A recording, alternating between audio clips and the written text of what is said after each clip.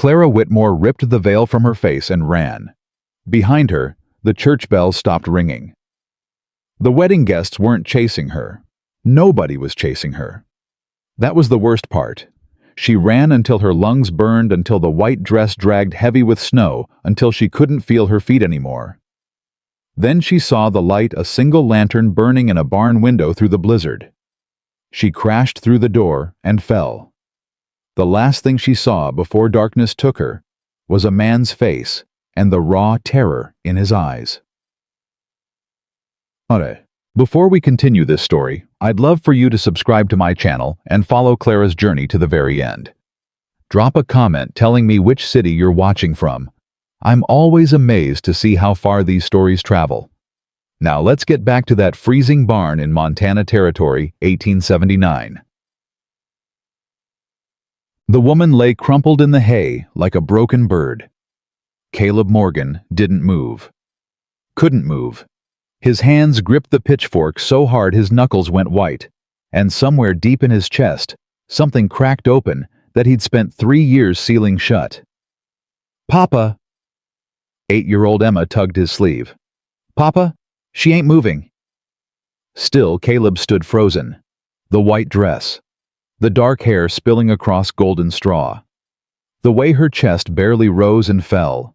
For one terrible moment, he was back in this same barn holding Sarah's hand while her blood soaked through his shirt, while she whispered goodbye, while their children slept unknowing in the house 30 feet away. "Papa!" Emma's voice cut sharper now. "We gotta help her." 6-year-old Jack pressed against Caleb's leg, eyes wide as silver dollars. "Is she dead?" The question broke the spell. Caleb dropped the pitchfork and crossed the barn floor in 4 strides. He knelt beside the stranger, his hand trembling as he pressed 2 fingers to her throat. A pulse. Weak, but there. "She's alive." His voice came out rough. "Emma, get the horse blanket. Jack, run to the house and stoke the fire. Go." The children scattered. Caleb looked down at the woman's face. Young couldn't be more than 25. Her lips had gone blue, her skin pale as the snow still melting in her hair, and that dress white silk now torn and muddied, but unmistakably a wedding dress. "What happened to you?" he murmured. Her eyes fluttered open, brown, deep and dark like creek water in autumn, and filled with something that hit Caleb straight in the chest. Shame. Pure, devastating shame. "Please." Her voice cracked. "Please don't send me back. Back where—" "The church." A tear slid down her temple into her hair. "They left me. At the altar. They just left." Emma returned with the blanket. Caleb wrapped it around the stranger's shoulders, his movements careful, clinical. Keeping distance. "Can you stand?" "I don't know." "Try." He offered his hand. She took it. Her fingers were ice against his palm, and he pulled her upright. She swayed, grabbed his arm, and for one moment they stood close enough that he could see the gold flecks in her brown eyes. Then he stepped back. Too fast. Too obvious. "House is warm," he said. "You need to get out of that dress before you freeze to death." She flinched at the word dress, and Caleb silently cursed himself. "I'm sorry," she whispered. "I didn't mean to intrude. I saw the light and I just— You'd be dead by morning if you hadn't." He picked up the lantern and walked toward the barn door. "Come on, storm's getting worse." The ranch house wasn't much. 4 rooms, a stone fireplace, a kitchen that still smelled like the venison stew Emma had burned that afternoon. But it was warm, and right now warmth meant survival. Caleb set the stranger by the fire and stepped back, arms crossed over his chest. "Emma, find her something dry to wear. One of your mama's old dresses should fit." Emma hesitated. Those dresses hadn't been touched in 3 years. They hung in the back of the wardrobe like ghosts, and every time Caleb caught a glimpse of calico or cotton, his throat closed up. "Go on," he said softer now. Emma disappeared into the bedroom. The stranger sat shivering, her ruined wedding dress pooling around her like a fallen cloud. Jack had stationed himself on the floor nearby, watching her with the unblinking curiosity of a child who'd never seen anything so strange. "What's your name?" Jack asked. "Clara." Her voice was steadier now, though still thin. "Clara Whitmore." "I'm Jack. That's my papa. He don't talk much." "Jack."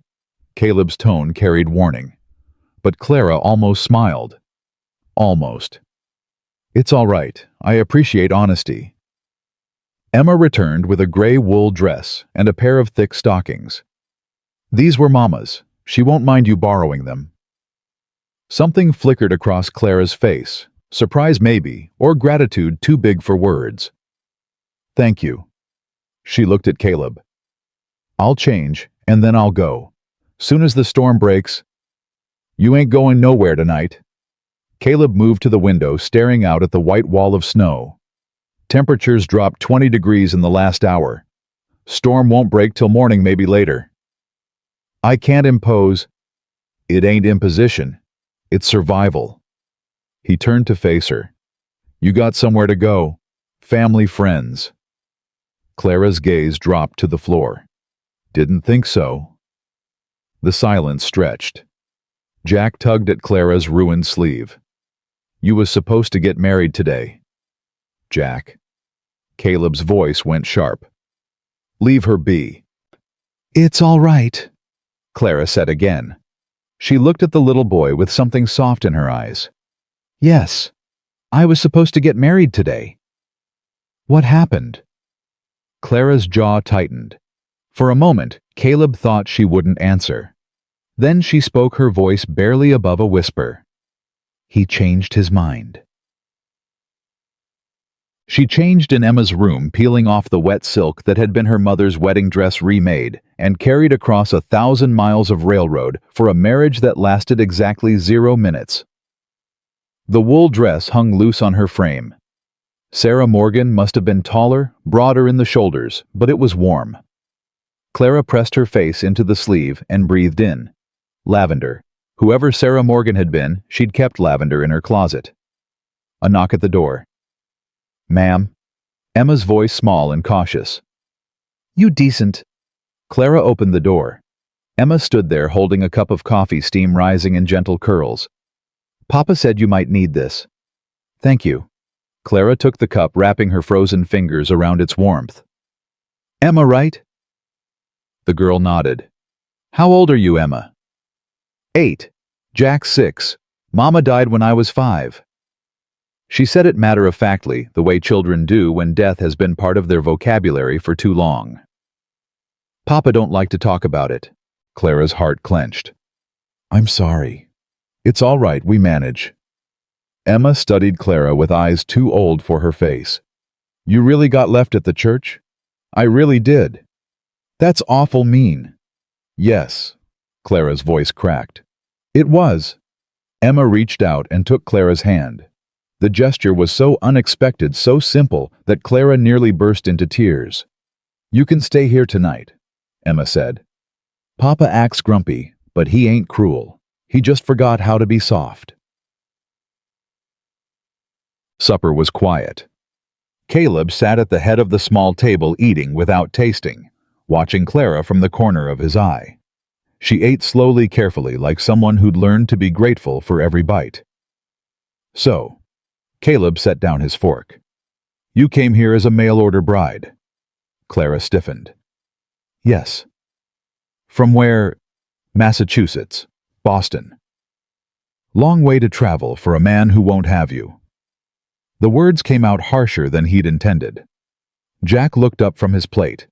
Emma shot Caleb a look that reminded him painfully of Sarah.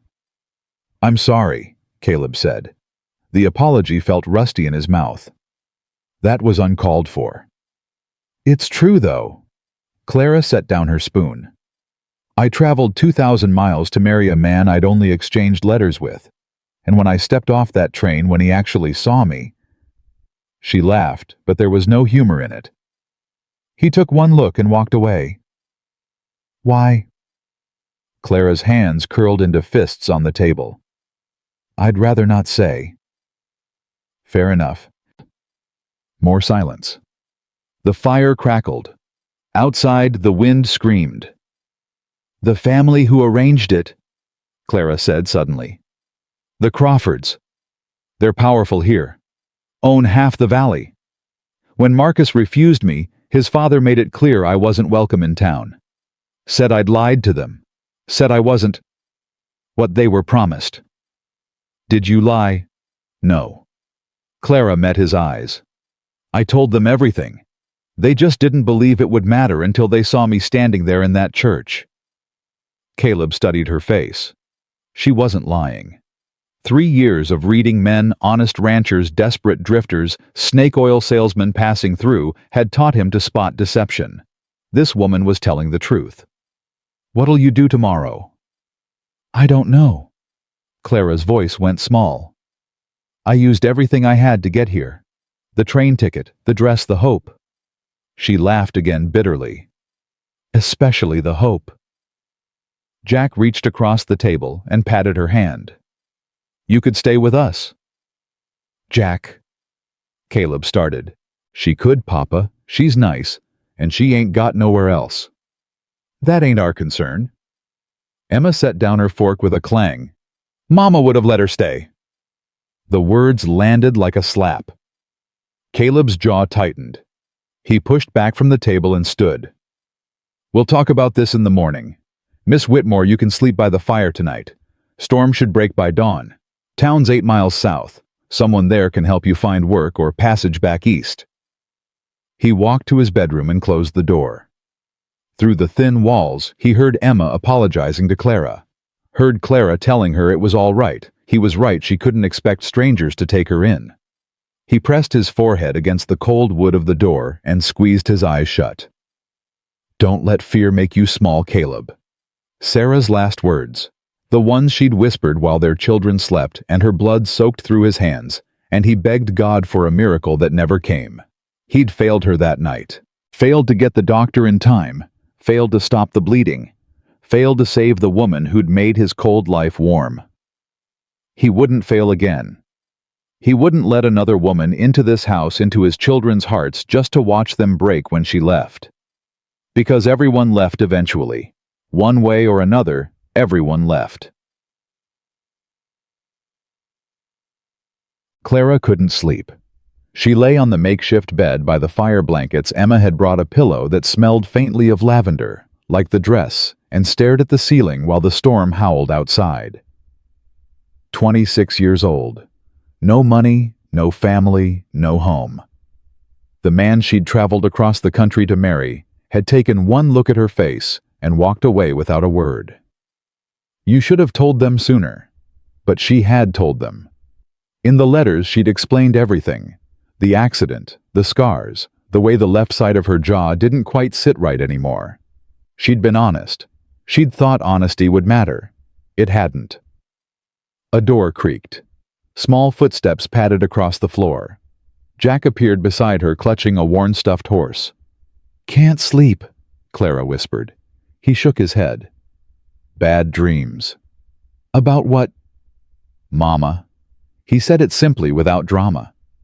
I dream about her sometimes. Papa says it's 'cause I don't remember her proper, so my brain makes up stories. Clara's heart broke a little more. You want to sit with me for a bit? Jack nodded and climbed onto the blankets beside her. He was warm and smelled like hay, and something sweet honey maybe. Papa's sad a lot, Jack said after a moment. He don't show it, but I can tell. He looks at Mama's grave every morning before he does chores. He loved her very much. Yeah. Jack clutched his stuffed horse tighter. That's why he's scared of you. Clara blinked. Scared of me? You're a lady, and you're nice, and you need help. Jack looked up at her with those big serious eyes. Last time a lady needed help, she died. Papa thinks if he lets you stay, you'll die too. Or leave. And then we'll be sad again. For a 6-year-old, Jack Morgan understood far more than he should. I'm not going to die, Clara said softly. Promise. I promise. And you won't leave? Clara hesitated. She couldn't make that promise. She had nowhere to go, but she couldn't stay where she wasn't wanted. "I'll try not to," she said finally. It seemed to be enough. Jack snuggled closer, his small body relaxing against her side. Within minutes, his breathing evened out into sleep. Clara lay there stroking his hair, watching firelight dance across the ceiling. This isn't my family. This isn't my home. But God, it felt like it could be. Ting! Caleb found them like that at dawn. Jack curled against Clara's side, sleeping peacefully. No nightmares, no screaming, no crying, no waking up gasping for his mother. Just peace. Caleb stood in the doorway, his chest tight. He had bad dreams. Clara's voice quiet but awake. "I hope you don't mind." "I don't." The words came out rough. He should have been angry. Should have kept his distance, protected his children from getting attached to another woman who would leave. But watching his son sleep peacefully for the first time in months. "Storm broke," Caleb said. "Roads should be clear enough to get you to town by noon." Clara nodded. Carefully she shifted Jack off her shoulder and stood. The borrowed dress was wrinkled, her dark hair tangled, and the faint scar along her jaw was visible now in the morning light.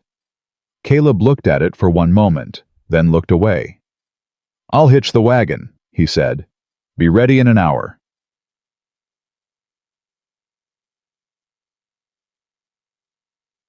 The ride to town was silent. Caleb drove eyes forward. Clara sat beside him, the ruined wedding dress bundled in her lap. She'd refused to leave it behind. Emma and Jack had insisted on coming, wedged in the back of the wagon, their breath making little clouds in the cold air. As they crested the final hill, the town of Copper Hollow spread out below them. A main street, a church, a general store, a saloon. Nothing special, nothing remarkable. And standing in front of the general store, already watching the wagon approach, was Silas Crawford. Clara's whole body went rigid. "That's him," she whispered. "Marcus's father." Caleb's hands tightened on the reins. Silas Crawford was a big man, barrel-chested with a silver beard and eyes like flint. He'd built Copper Hollow from nothing 40 years ago, and he never let anyone forget it. "Morgan!" Crawford stepped into the street as the wagon stopped. "Heard you found something that belongs to my son." Clara flinched like she'd been struck. "She don't belong to anybody." Caleb climbed down from the wagon, positioning himself between Clara and Crawford. "Your boy refused her. That ends his claim." "His claim?" Crawford laughed. "She came here under false pretenses.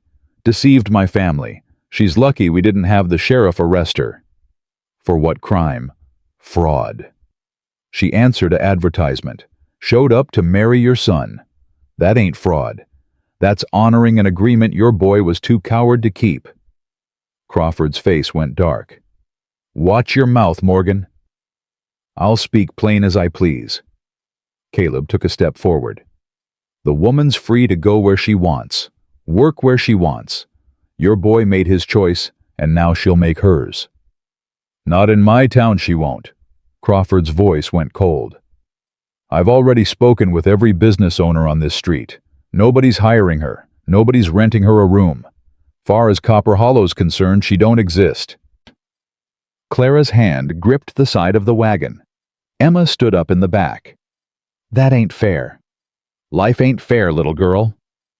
Crawford didn't even look at her. "Your daddy would do well to remember that. Man in his position, raising 2 children alone, needs the town's goodwill. Be a shame if that goodwill dried up." The threat hung in the air. Caleb's jaw clenched so hard his teeth ached. He could fight this. Could stand up to Crawford right here, right now. But Crawford owned the general store where Caleb bought supplies on credit during hard months. Owned the bank that held paper on half the ranches in the valley.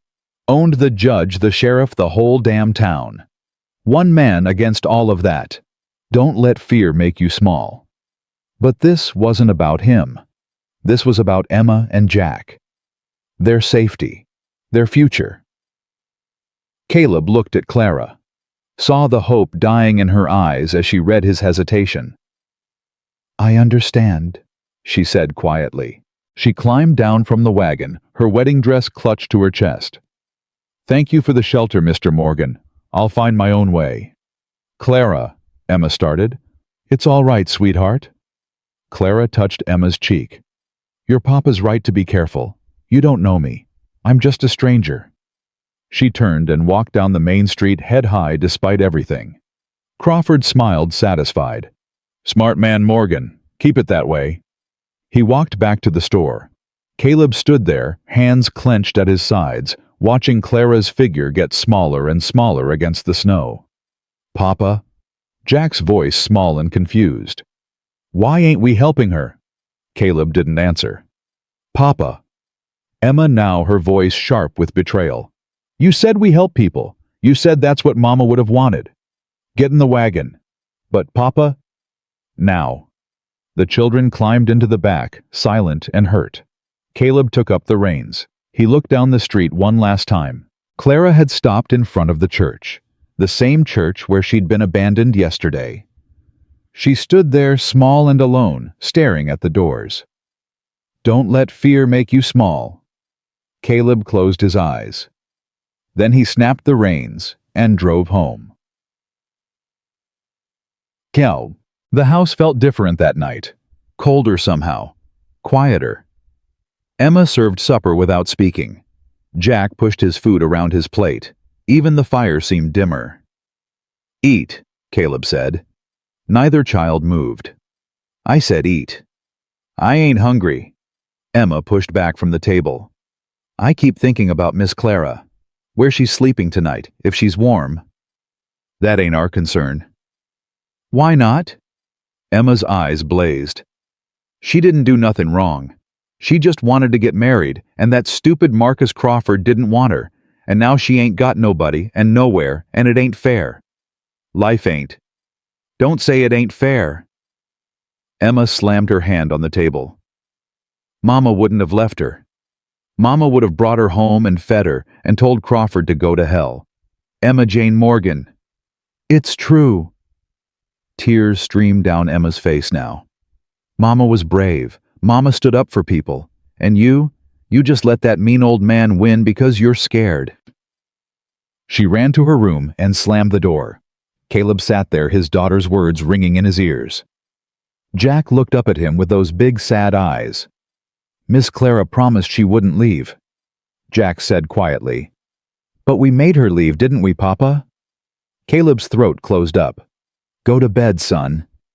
Jack slid off his chair. At the doorway he paused.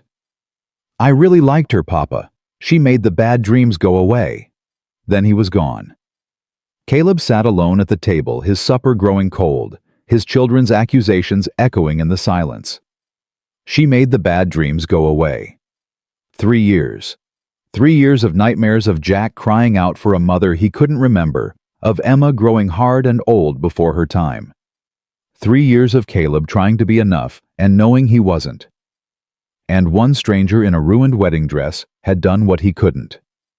One night. One act of simple kindness. He thought about Clara standing in front of that church alone in the cold. He thought about Sarah's last words. "Don't let fear make you small." He'd spent 3 years being small. Small and safe and frozen, hiding behind his grief like a shield. What if Sarah wasn't asking him to stay safe? What if she was asking him to live? Caleb pushed back from the table. He grabbed his coat, his hat, his rifle. He was halfway to the barn before he realized what he was doing. But he didn't stop. Didn't let himself think. He saddled his horse in the darkness and rode toward town. Clara had found shelter in the abandoned mill at the edge of Copper Hollow. It wasn't much broken windows, rotted floorboards whined whistling through cracks in the walls, but it was out of the snow. She'd gathered enough scrap wood to start a small fire, and she sat beside it now, still wearing Sarah Morgan's gray wool dress, still clutching her ruined wedding dress, like a child clutches a blanket. She should burn it. The dress. The last symbol of a hope that had turned to ash. But she couldn't. Her mother had worn this dress, had married Clara's father in it back when the world was kind and the future was bright. The silk had yellowed with age, and Clara had spent 3 months carefully mending it, remaking it, believing that if she just had the right dress, the right words, the right smile, Marcus Crawford would look at her and see something worth keeping. He'd seen her scars instead. The door to the mill creaked open. Clara grabbed a piece of broken wood, heart hammering. A figure stepped through the doorway, tall and broad-shouldered, dusted with snow. Caleb Morgan. Mr. Morgan. Clara lowered the wood, confused. What are you? I was wrong. The words came out rough, like they'd been dragged over gravel. This afternoon, what I didn't do. It was wrong. Caleb stepped closer, his breath misting in the cold air. My daughter reminded me of that. And my son. And my wife. Clara's brow furrowed. Your wife is dead. Don't mean she ain't still teaching me things. He stopped a few feet away, his eyes meeting hers in the firelight. Last thing Sarah ever said to me was, don't let fear make you small. I've been ignoring that for 3 years. Figured if I just kept my head down, kept my heart locked up, nothing could hurt me or my kids again. That's understandable. Maybe, but it ain't right. Caleb took off his hat, turning it in his hands. You need a place to stay. I got a place. My kids already think you're family, and he swallowed hard. I could use the help. Around the ranch, just through winter. Come spring, if you want to go, I'll stake you enough money to get wherever you're headed. Clara stared at him. Why? Because my son slept without nightmares for the first time in a year. Because my daughter remembers how to hope. Because... He met her eyes. Because you walked into my barn half dead, and some part of me recognized you. Not your face, something deeper. Like we're both carrying the same broken pieces. Clara's eyes burned with tears she refused to let fall. Mr. Crawford will make trouble for you. Let him. He could ruin you. Your ranch. Your reputation. My reputation. Caleb let out a dry laugh. I'm the man whose wife bled out in a barn while he was riding through a blizzard. Half the town already thinks I'm cursed. What's Crawford gonna do that's worse than what I've already survived? Clara stood slowly. You don't know me. No. Caleb stepped closer. But I know what it's like to be alone, to have nowhere to go, to want a home so bad it hurts. His voice dropped. And I know what it cost you to walk away from my wagon this afternoon with your head held high when everything in you must have been screaming. It was. I know. He reached out hesitant and touched her arm. Come home, Clara. The word landed like a stone in still water. Home. When was the last time she'd had one? Really had one? Your children? Are outside in the wagon freezing their behinds off because they refuse to let me come alone. Despite everything, Clara laughed, a real laugh surprising even herself. You brought them in the middle of the night in this cold? Couldn't stop 'em. The ghost of a smile crossed Caleb's weathered face. Emma said if I came back without you, she'd never speak to me again. Jack's already planning where you'll sleep. Clara pressed her hand over her mouth, tears finally spilling down her cheeks. She'd traveled 2,000 miles for a home. Had it stolen from her in one terrible moment. Had resigned herself to dying alone in an abandoned mill. And now, this man, this broken, guarded, terrified man, was offering her exactly what she'd lost. I can work, she said, her voice thick. I'm not asking for charity. I can cook clean men clothes. I taught school back in Boston. I could teach your children. We'll figure it out. Caleb squeezed her arm. Tomorrow. Right now, let's just get you warm. He picked up her bundle of belongings, a single small bag, plus the ruined dress she still couldn't let go of, and walked toward the door. Clara followed. Outside, the wagon waited. Emma and Jack sat in the back, bundled in quilts, their breath making clouds in the moonlight. Miss Clara. Jack's face broke into a grin. You're coming home. Emma said nothing. But she reached out and pulled Clara into the wagon, wrapping a quilt around her shoulders. "Thank you," Clara whispered. "Don't thank me." Emma's voice was fierce. "Thank my mama. She's the one who made Papa stop being stupid." Caleb climbed into the driver's seat. He glanced back once, meeting Clara's eyes in the darkness. "Ready?" Clara nodded. The wagon lurched forward. Behind them, the abandoned mill disappeared into the snowy night. Ahead, the road stretched toward a ranch house where a fire was waiting, where a gray wool dress hung in a closet full of ghosts, where a widower and his children were learning how to hope again. Clara Whitmore didn't know what tomorrow would bring. But for the first time in longer than she could remember, she was willing to find out. The first week passed in a blur of firewood and flour, of mending and milking of small hands, reaching for Clara's and a widower's careful distance. Clara learned the rhythm of the Morgan Ranch quickly. Dawn meant breakfast eggs, salt pork biscuits that Emma was still learning to make without burning. Morning meant chores, feeding the horses, mucking stalls, hauling water from the well. Afternoon meant repairs, always repairs, because winter in Montana Territory was a slow war against decay. Evening meant supper, then the fire, then the children's prayers, then silence. Always silence between Clara and Caleb. He spoke to her in short sentences, practical words. "Woodpile's low. Storm coming tomorrow? Children need new boots." She answered the same way. "I'll stack more. I'll seal the windows. I can mend the old ones." They moved around each other like dancers who'd forgotten the steps, never quite touching, never quite meeting eyes. But the children were different. "Miss Clara, watch this." Jack ran across the yard, arms spread wide, falling backward into a snowdrift. He emerged, laughing snow in his hair, cheeks red with cold. "I'm making angels Mama used to make angels with me." Clara knelt beside him, her borrowed dress dragging in the snow. "Show me how." "You don't know how to make snow angels. We didn't have much snow in Boston, not like this." Jack's eyes went wide with the particular horror of a child learning that adults don't know everything. "That's the saddest thing I ever heard," Clara laughed. "Then teach me." He did. They lay side by side in the snow, sweeping their arms and legs until the white powder bore the imprint of wings.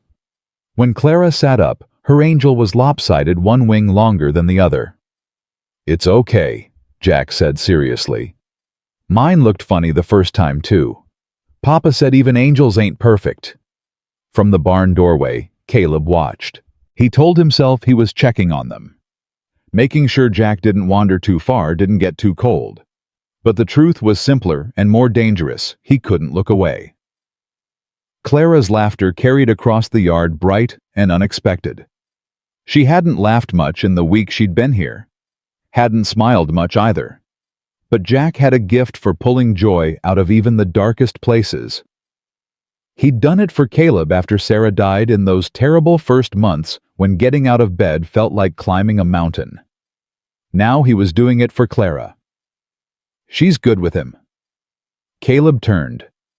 Emma stood beside him, arms crossed, watching Clara and Jack with an expression too knowing for her 8 years. "She is," Caleb admitted. "Mama would have liked her."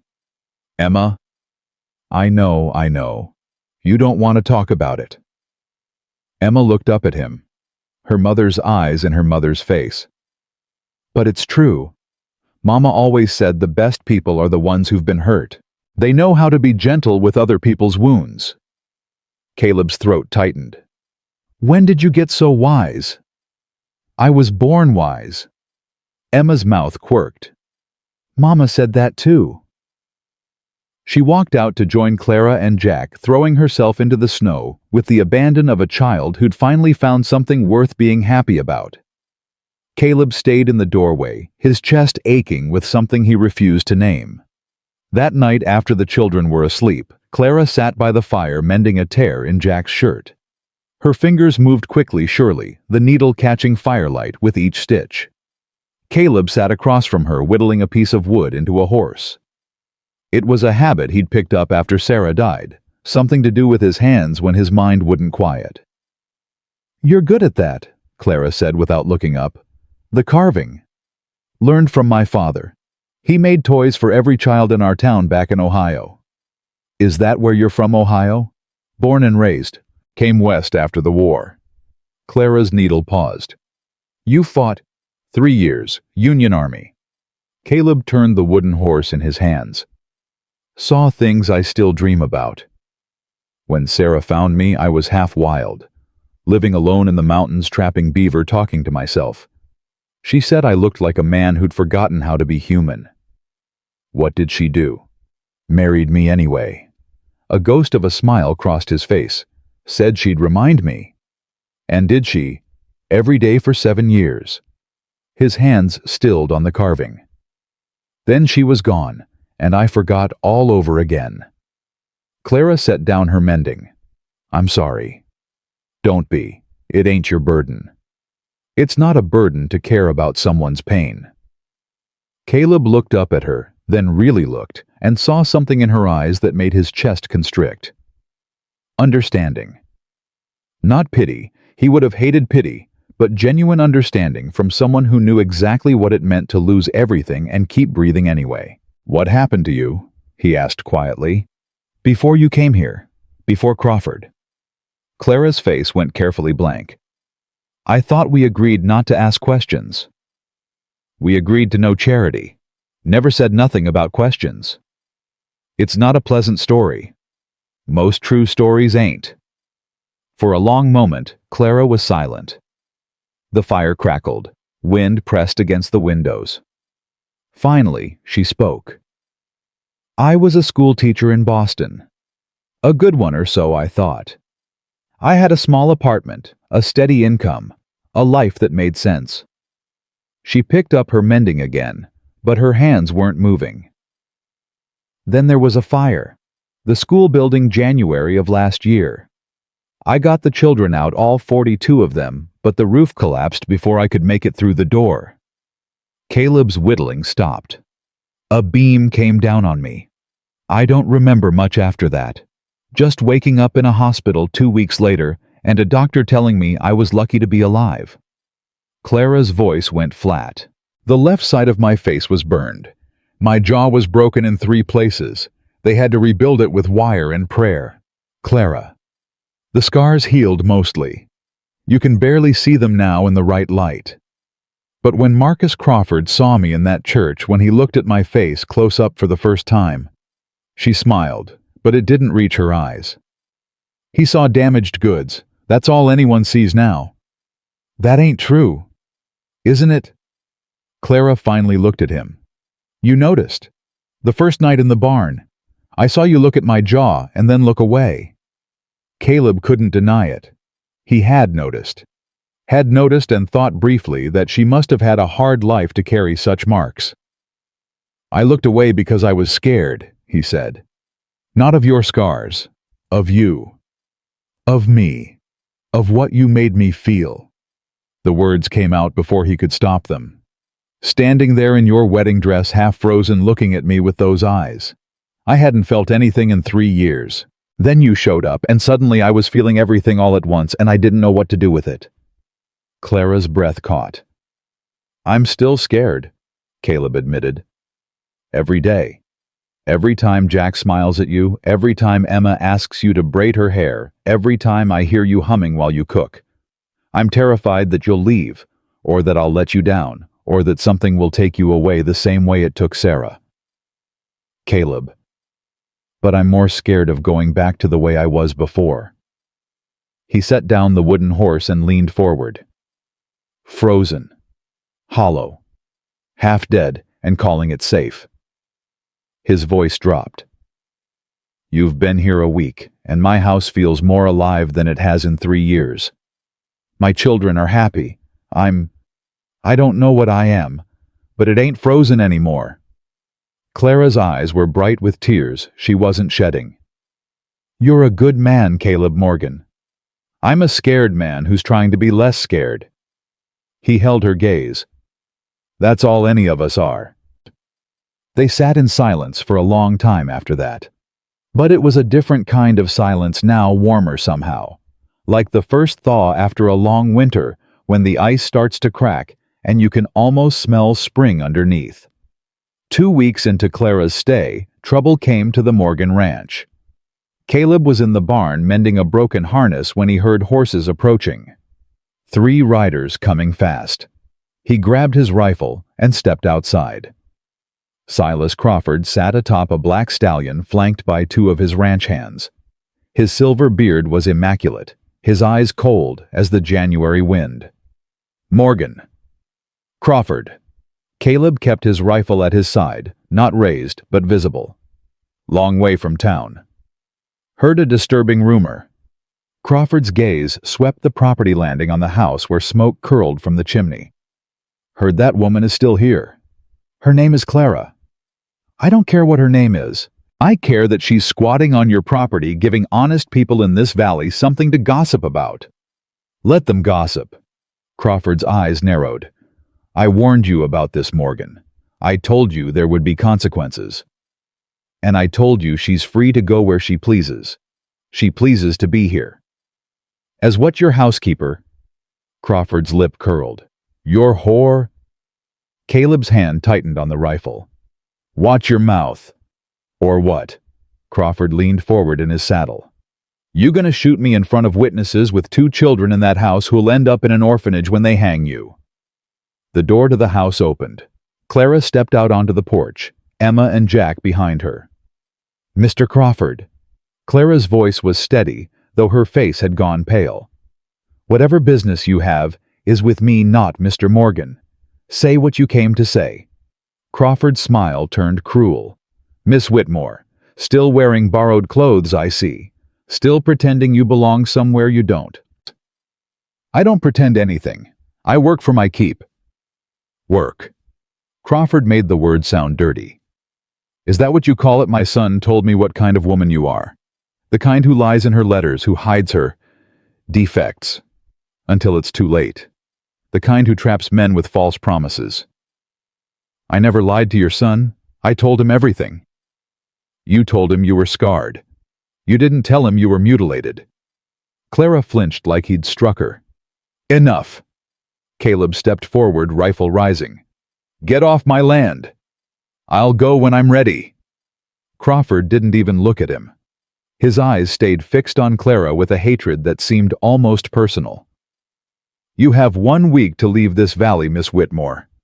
If you're still here after that, I'll make sure everyone knows exactly what kind of woman is living in Caleb Morgan's house. Every rancher, every farmer, every family with children.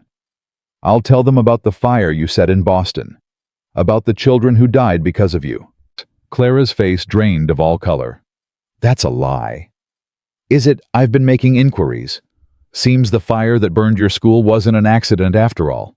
Seems there's some question about how it started and who was responsible. Crawford's smile widened. Amazing what people will believe when the right man tells them. You can't? I can do whatever I want, Miss Whitmore. This is my valley, my town, my territory. He gathered his reins. 1 week, then I bury you. He turned his horse and rode away, his men following. The sound of hoofbeats faded into the distance. Clara stood frozen on the porch, her hands shaking. It's not true. Her voice cracked. What he said about the fire, I didn't start it. I saved those children. I almost died saving them. I know. Caleb climbed the porch steps and stood in front of her. Clara, look at me. She did.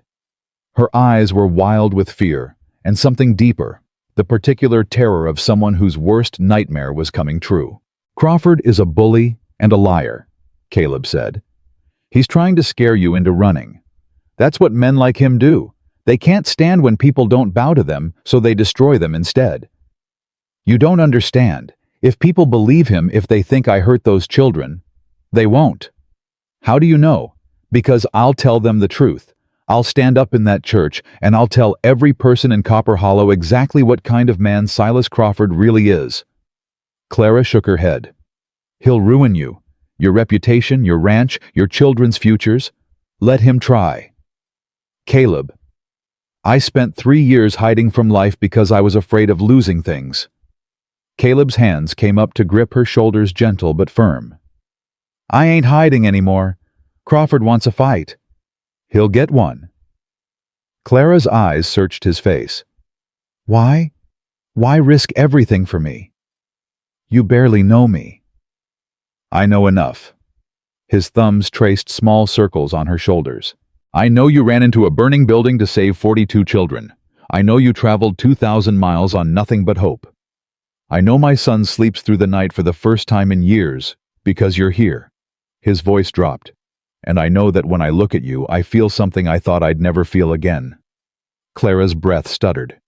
Caleb, you don't have to say anything. I ain't asking for anything. I just need you to know that whatever Crawford does, whatever he says, you're not alone anymore.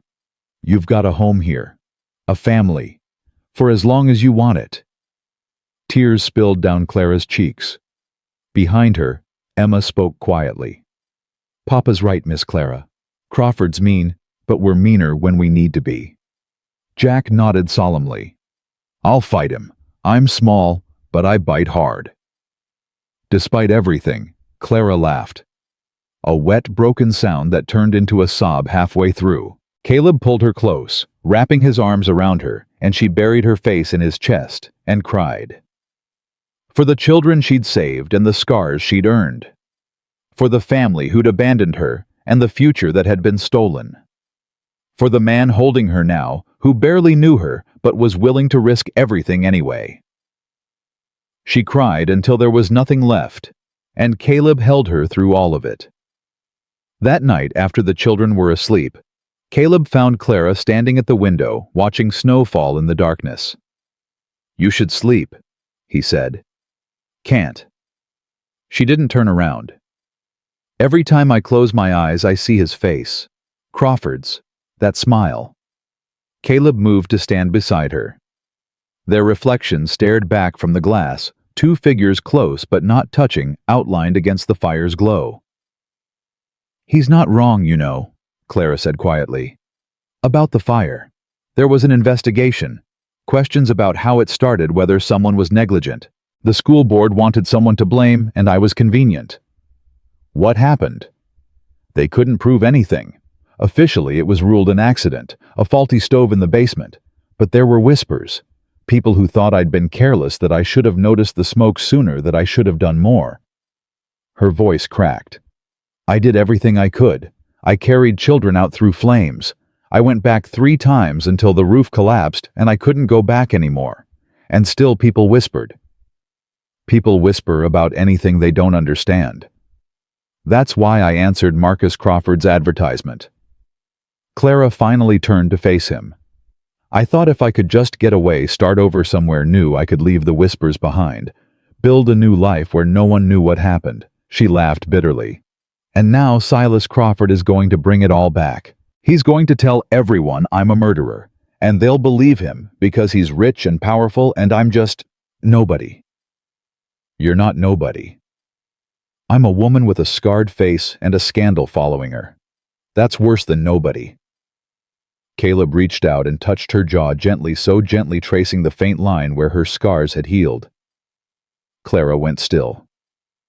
You know what I see when I look at you. Caleb's voice was low. I see someone who ran into a burning building without thinking about herself.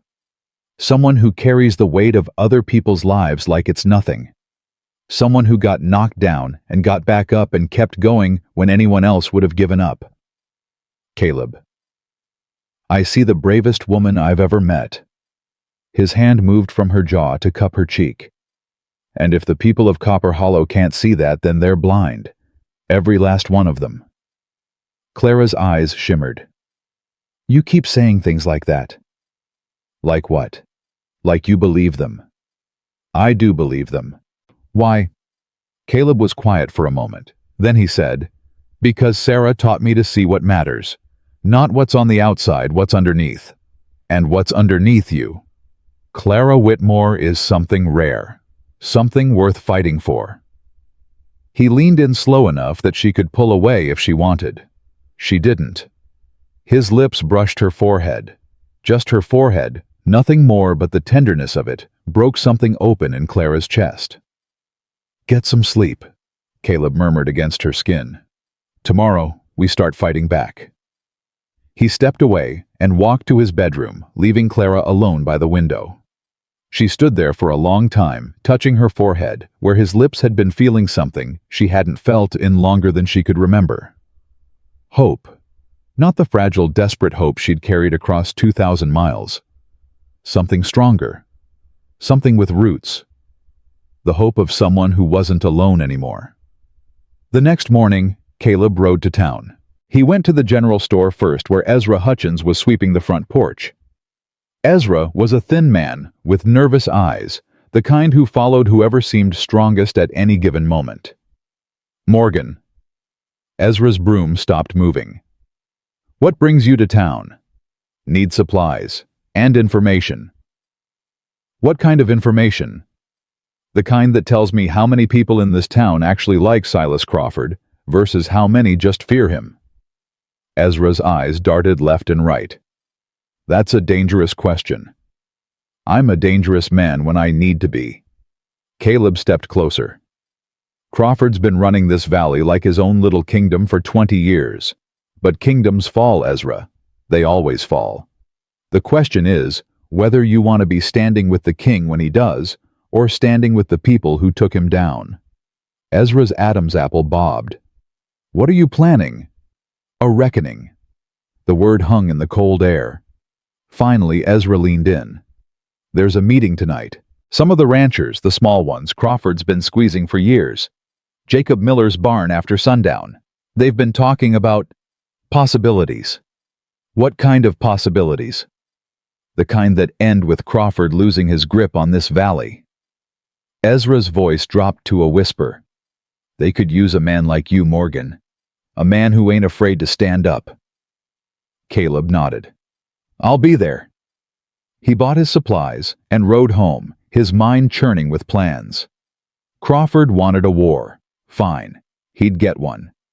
Clara was in the barn when he returned, brushing down the horses with careful, even strokes. She looked up as he entered, her eyes questioning. Well, there's a meeting tonight. Ranchers who are tired of Crawford's bullying. They're organizing. And you're going to join them? I'm going to lead them if they'll have me. Caleb hung up his coat. Crawford's power comes from fear. People do what he says because they're scared of what happens if they don't. But fear only works as long as everyone's afraid. The moment someone stands up, the moment someone shows it's possible to fight back. He met her eyes. The whole thing crumbles. Clara set down the brush. And if it doesn't, if Crawford wins, then I'll lose everything. My ranch, my reputation, maybe my life. Caleb crossed the barn to stand in front of her. But I'll lose it standing up instead of kneeling down, and that's worth something. Clara studied his face for a long moment. Then she reached out and took his hand. I'm coming with you, she said. Clara, this started because of me. If you're going to fight, I should be there. These ranchers need to see who they're fighting for. They need to see that I'm not what Crawford says I am. It could be dangerous. So is hiding.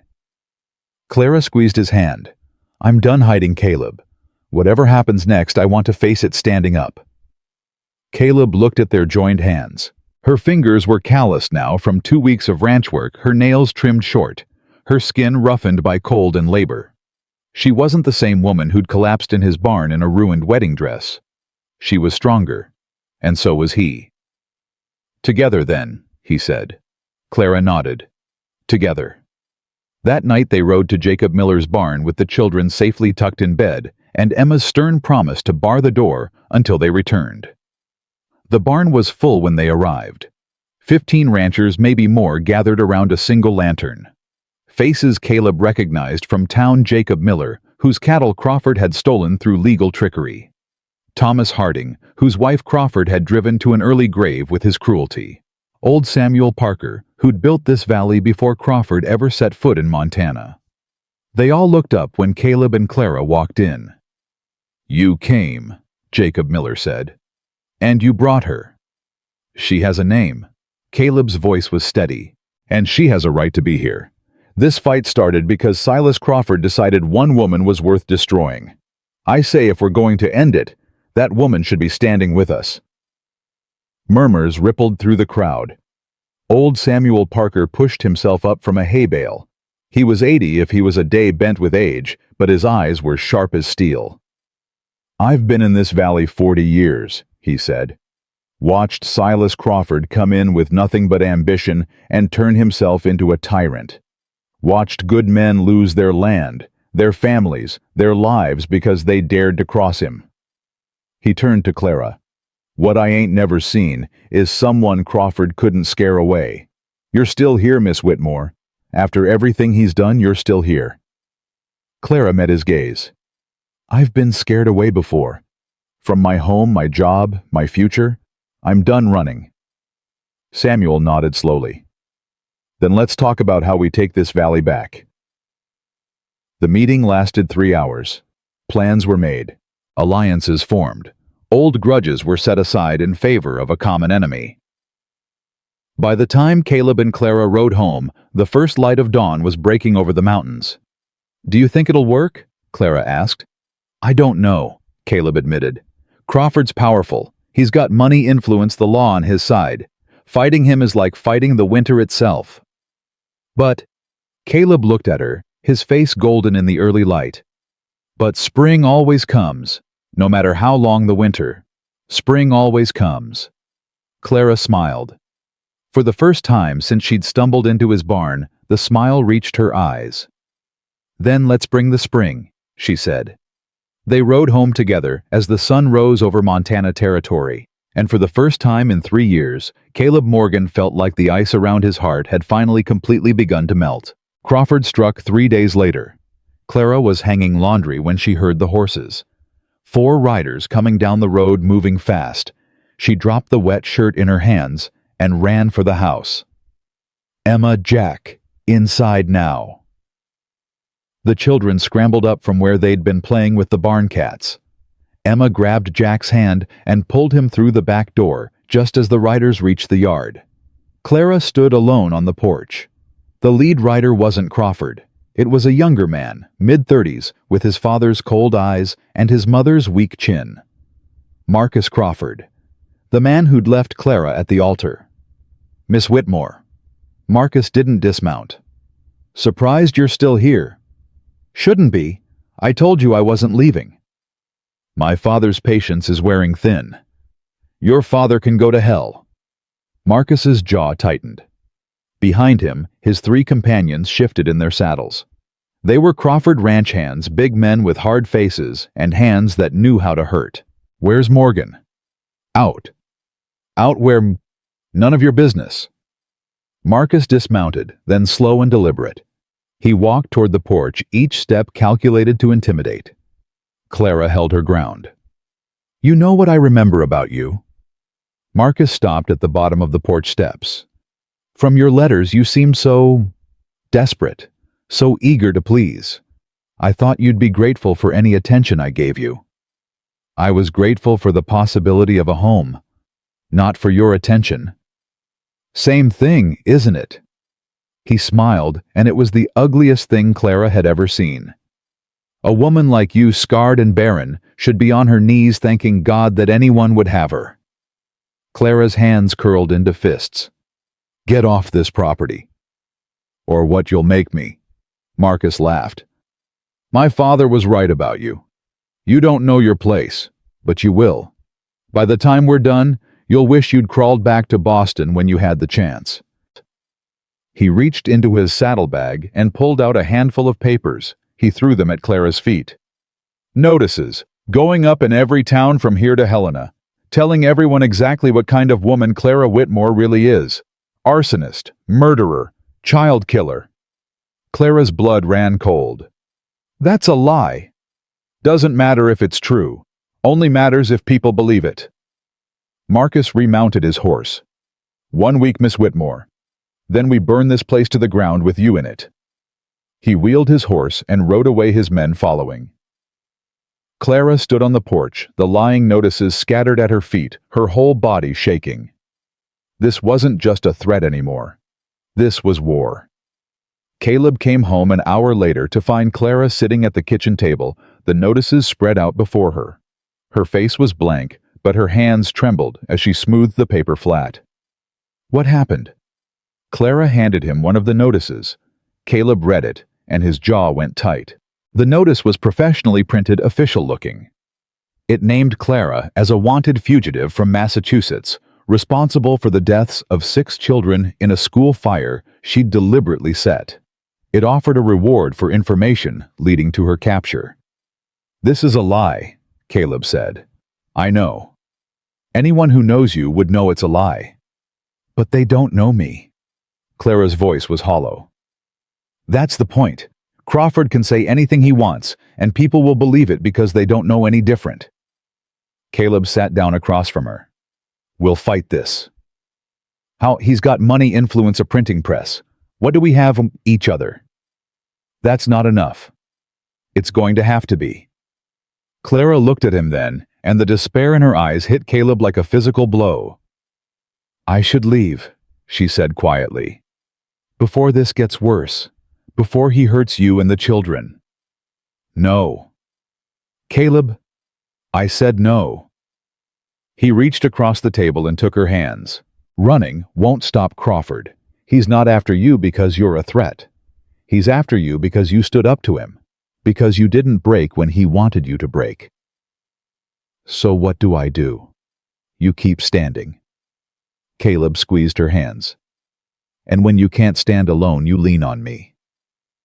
Clara's eyes filled with tears. "I don't know how to do this. I've never had anyone to lean on before." "Then it's time you learned." The door to the children's room creaked open. Emma peeked out, her face pale. "Papa is the bad man coming back." Caleb released Clara's hands and crossed to his daughter. He knelt in front of her, pulling her close. "The bad man is going to try to scare us," he said. "But we're not going to let him. You understand?" Emma nodded against his shoulder. "Whatever happens, we stay together. All of us. That's how families survive. That's how we beat men like Crawford." "Even Miss Clara." "Especially Miss Clara." Emma pulled back and looked at her father with eyes too old for her face. "I love her, Papa. She makes everything better." Caleb's throat tightened. "I know, sweetheart. I know." That night Clara couldn't sleep. She lay by the fire staring at the ceiling, listening to the wind howl outside. The notices were burned now. Caleb had fed them to the flames one by one, but their words still echoed in her mind. Arsonist. Murderer. Child killer. She'd saved 42 children. She'd carried them out through smoke and flame, going back again and again until her lungs burned and her skin blistered. She'd almost died doing it, and still they called her a murderer. The door to Caleb's bedroom opened. He emerged in his nightshirt, hair, tousled face, creased with sleeplessness. "Can't sleep either." Clara shook her head. Caleb lowered himself into the chair beside the fire. For a long moment, neither spoke. "I've been thinking," he said finally, "about what you said, about not knowing how to lean on someone. And I don't know how either." He stared into the flames. "Sarah was the strong one in our marriage. She held everything together, the ranch, the children, me. When she died, I didn't know how to be strong on my own, so I just stopped trying, built walls instead. That's not weakness, that's survival. Maybe, but it ain't living." He turned to look at her. "You showed me that. These past few weeks, watching you fight for a place in this world, even when everything was against you. It reminded me what courage looks like." Clara sat up, pulling the blanket around her shoulders. "I don't feel courageous. I feel terrified." "That's what courage is, being terrified and doing it anyway." He reached out and took her hand. His palm was warm, calloused, solid. "Tomorrow the notices go up," Clara said. "Everyone in the valley will think I'm a monster. Then we'll show them different." "How?" "By being what Crawford says we ain't. Honest, brave, good." Caleb's thumb traced circles on her palm. "People believe what they see more than what they read. If they see you standing tall, helping neighbors, treating folks with kindness, they'll start to question Crawford's lies. And if they don't, then at least we'll know we did everything we could. Clara looked at their joined hands. Why do you believe in me so much? Because I know what it's like to be judged for something that wasn't your fault. Caleb's voice went rough. After Sarah died, people whispered, said I should have gotten the doctor sooner, should have stayed with her, instead of riding through the storm. Some even said I wanted her dead, that I was tired of being married. That's horrible. It was, but I couldn't argue with them because part of me believed it too. Believed I'd failed her, that I didn't deserve to be happy again. And now? Caleb was quiet for a long moment. Now I think maybe surviving isn't the same as failing. Maybe starting over isn't betraying what we lost. Maybe... He swallowed hard. Maybe Sarah sent you to me, to remind me how to live. Clara's heart stuttered. Caleb, I'm not saying it to pressure you. I know we agreed work for your keep, stay until spring. But I want you to know that whatever happens with Crawford, whatever happens tomorrow or next week or next month. He met her eyes. You've already changed everything, for me and for my children, and we're going to fight for you the way you'd fight for us. Clara couldn't speak. Tears spilled down her cheeks as she gripped his hand tighter. They sat that way until dawn, two damaged people holding on to each other while the storm raged outside. Sunday came cold and clear. The whole town gathered at church, same as always. But today was different. Today, Clara walked through those doors on Caleb's arm with Emma and Jack flanking them like tiny soldiers. The congregation went silent. Clara could see the notices in people's hands, could see the suspicion in their eyes, the way mothers pulled their children closer, the way men's hands drifted toward their belts.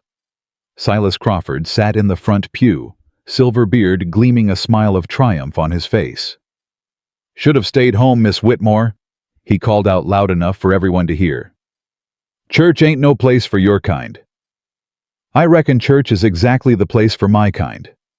Clara kept her voice steady. "Last I checked, God's house was open to sinners and saints alike. Sinners is one thing, murderers is another." Murmurs rippled through the congregation. Caleb stepped forward. "Those notices are lies, and everyone here knows it." "Do they—" Crawford rose from his pew, turning to address the crowd. "This woman came here under false pretenses, deceived my son into thinking she was suitable for marriage. When he discovered the truth that she's a scarred, barren, dangerous woman who killed children in Boston, he rightfully refused her. I saved those children." Clara's voice cracked. "I carried them out of that fire with my own hands." "So you say." Crawford's smile widened. "But the authorities in Boston say different, and I have documents to prove it." He pulled a folded paper from his coat and held it up for everyone to see. "A warrant, issued by the city of Boston for the arrest of Clara Whitmore on charges of arson and manslaughter. Seems our Miss Whitmore has been running from the law all along." Clara's blood turned to ice. "That's forged." "Is it?" Crawford handed the paper to Sheriff Rawlings, who stood at the back of the church. "Read it yourself, Sheriff. Tell us if it looks forged." Rawlings studied the document, his face troubled. "Looks official to me, Silas. Got the city seal and everything." "Because he paid for it." Clara stepped forward. "He's been threatening me for weeks, trying to drive me out of the valley. This is just another lie." "Another lie." Crawford's eyes gleamed with malice.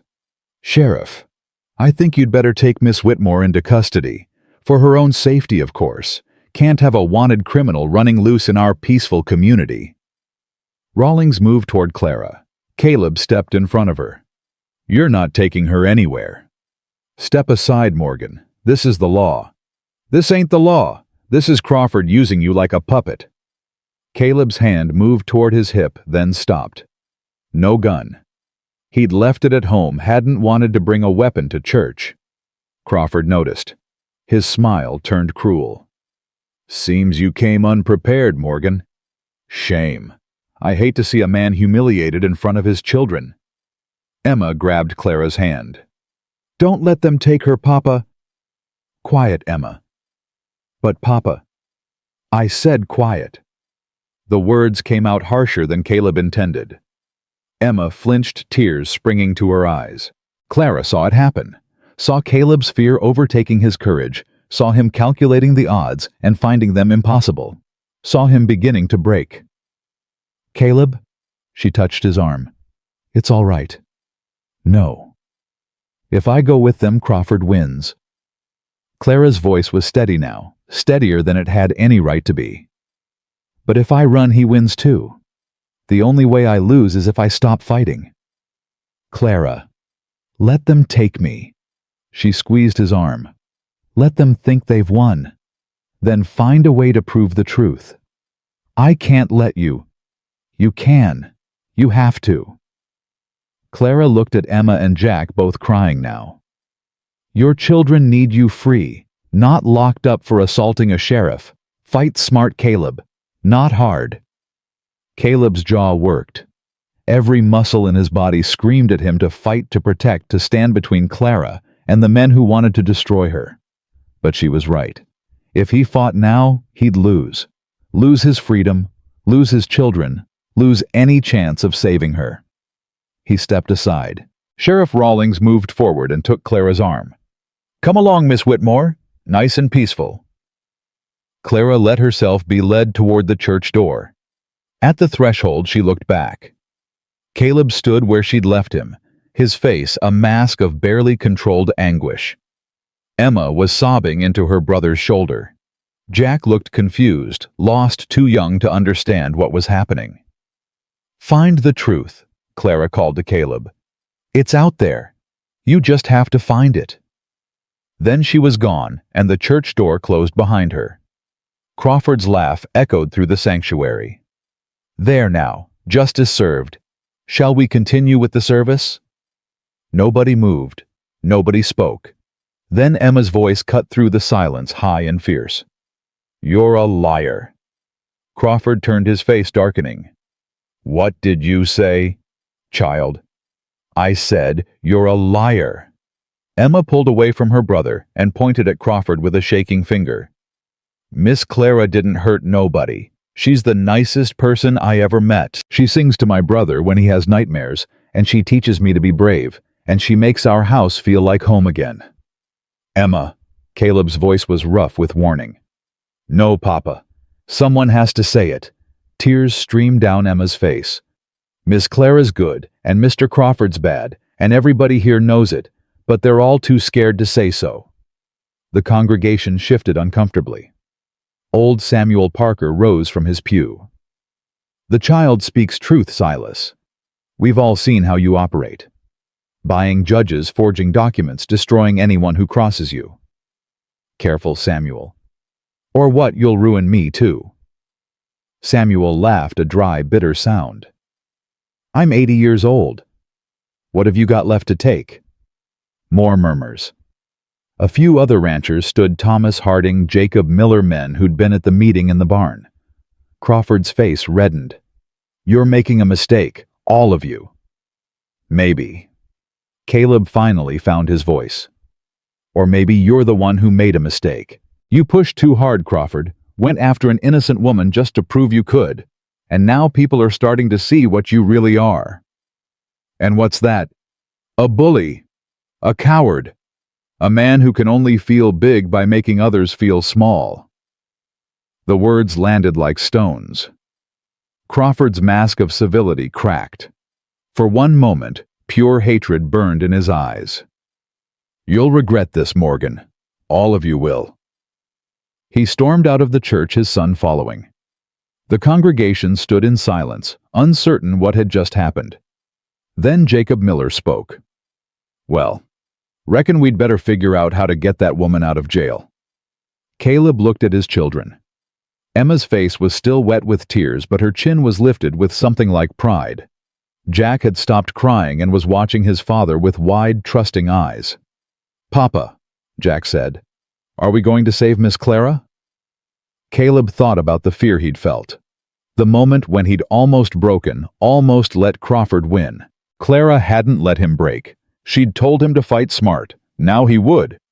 "Yeah, son." Caleb put his hands on both children's shoulders. "We're going to save her." The jail was a small building at the edge of town, more storage shed than proper prison. Clara sat on a wooden bench in the single cell, her hands folded in her lap, her mind racing. Crawford had won. He'd taken everything: her reputation, her freedom, her future. In a few days, maybe a week, he'd have her shipped back to Boston to face charges she couldn't disprove. The fire that had nearly killed her would finally finish the job. The door opened. Sheriff Rawlings entered, looking uncomfortable. He set a tin plate of food on the floor inside the cell. "Brought you supper." "Thank you." "Look, Miss Whitmore." Rawlings rubbed the back of his neck. "I don't like this any more than you do, but Crawford's got official papers. I can't just ignore a warrant. Even if you know it's forged." Rawlings didn't answer. "You know what he's doing," Clara pressed. "You've seen him do it before. Run people out of the valley, destroy anyone who stands up to him. Is that the kind of law you swore to uphold?" "The kind of law I swore to uphold is the kind that keeps my family fed." Rawlings's voice was bitter. "Crawford owns the bank that holds my mortgage. He owns the general store where my wife buys groceries. He owns half the ranches in this valley, including the one my brother works on. So you'll let him destroy an innocent woman to protect yourself?" Rawlings met her eyes. "I've got 3 children, Miss Whitmore. What would you do?" Clara thought about Emma and Jack, about how far she would go to keep them safe. "I'd find another way," she said quietly. "There's always another way." Rawlings shook his head and left without another word. Clara sat alone in the gathering dark, listening to the wind outside, wondering if Caleb would find the truth before it was too late, or if the truth even mattered anymore. Caleb rode through the night. He left the children with the Millers, trusting Jacob and his wife to keep them safe while he did what needed to be done. Then he pointed his horse east and rode like the devil himself was chasing him. The telegraph office in Helena was 50 miles away. If Crawford's warrant was forged, there would be no record of it in Boston. No official charges, no arrest order, nothing but lies dressed up in legal language. He had to prove it. The ride took 12 hours. By the time he reached Helena, his horse was lathered and his body ached with exhaustion. But he didn't stop. He found the telegraph office, woke the operator, and sent a message to the Boston Police Department. Then he waited. The answer came at dawn. No warrant issued for Clara Whitmore. No charges pending. Fire investigation closed, ruled accidental. Miss Whitmore commended for heroism in rescue of 42 children. Caleb read the telegram 3 times. Then he rode back to Copper Hollow, faster than he'd ever ridden in his life. Clara had been in the cell for 2 days when she heard the commotion outside. Horses. Voices. Something that sounded like cheering. The jail door burst open. Caleb stood there, mud-spattered and exhausted, holding a telegram in his hand. "It's over," he said. "Crawford's finished." Clara's heart stopped. "What?" "Boston says there's no warrant. Never was. The whole thing was a forgery." Caleb strode to the cell and gripped the bars. "Sheriff Rawlings is on his way to arrest Crawford right now, along with half the ranchers in the valley." Clara couldn't breathe. "You found the truth." "You told me to." Caleb's eyes were bright with something fierce and tender. "You told me it was out there, so I went and got it." The door to the cell swung open. Rawlings stood there looking ashamed and relieved in equal measure. "You're free to go, Miss Whitmore, and I'm sorry for everything." Clara walked out of the cell on legs that barely held her. Caleb caught her before she could fall. "I've got you," he murmured against her hair. "I've got you." Clara pressed her face into his chest and sobbed. Outside, the sun was rising over Copper Hollow, and for the first time since she'd stumbled into a stranger's barn in a ruined wedding dress, Clara Whitmore felt like she might actually survive. The news spread through Copper Hollow like wildfire. By noon, everyone in town knew that Silas Crawford had forged a warrant, that the woman he'd called a murderer was actually a hero, that the most powerful man in the valley had been caught in a lie so brazen, even his allies couldn't ignore it. Clara stood on the porch of the general store, Caleb beside her, watching the crowd gather in the street. Ranchers who'd been afraid to meet her eyes a week ago now tipped their hats. Women who'd pulled their children away from her now offered shy smiles of apology. "Miss Whitmore." A young mother approached, clutching a toddler on her hip. "I'm Eliza Harding, Thomas's wife. I just wanted to say, I'm sorry for what we all believed, for not speaking up sooner." Clara's throat tightened. "You're speaking up now. That's what matters. Is it true, what the telegram said, you saved 42 children from a fire?" "I did what anyone would have done." "No, ma'am." Thomas Harding stepped up beside his wife. "Most folks would have run. You went back, 3 times from what I hear. That ain't ordinary. That's something else entirely." Clara didn't know what to say. She'd spent so long being called a monster that she'd almost started believing it.